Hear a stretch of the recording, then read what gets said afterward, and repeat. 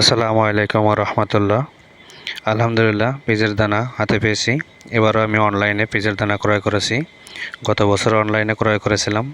গত বছরের চাইতে এবছরের পেঁয়াজের দানা আলহামদুলিল্লাহ আরও ভালো ছিল। অনলাইনে ক্রয় করে আলহামদুলিল্লাহ গত বছর আমি পেঁয়াজের জাত ভালোই পেয়েছিলাম, ভালো মানের বীজ পেয়েছিলাম, ভালো জাতের পেঁয়াজ পেয়েছিলাম। আশা করছি এবছর আলহামদুলিল্লাহ ভালো জাতের পেঁয়াজ পাবো বা ভালো জাতের দানা পেয়েছি।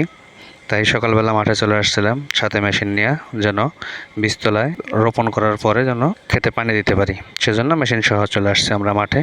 এই জমিতে আমি রসুন লাগাইছি, প্লাস রসুনের উপরে এই পেঁয়াজের হালি আমরা বুনবো। তাই পেঁয়াজের হালি বোনার পরে, দানাগুলো বোনার পরে আমি হালকা করে মই টেনে নিচ্ছি, যেন পেঁয়াজের দানাগুলো তলে পড়ে যায় এবং তার উপরে পানি দিলে যেন আমার এই দানাগুলো ভেসে না যায়, যার কারণে আমি হালকা করে মই টেনে নিচ্ছি। এবং এই মই টানলে আপনার পেঁয়াজের দানা তলে পড়বে এবং জ্বালাতেও খুব দ্রুত জ্বালাতেও প্রস্তুত হবে বীজতলাটা, এবং মাটিগুলোও সুন্দর লেভেল হবে। আলহামদুলিল্লাহ, যাই হোক মই টানা শেষ, এখন পানি দিব।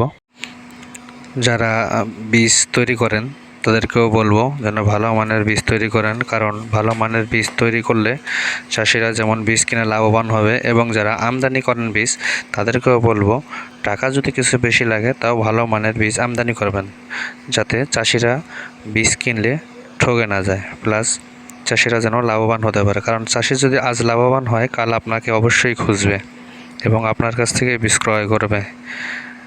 তাই আজ এ পর্যন্ত, সকলে ভালো থাকবেন। আসসালামু আলাইকুম ওয়া রাহমাতুল্লাহ।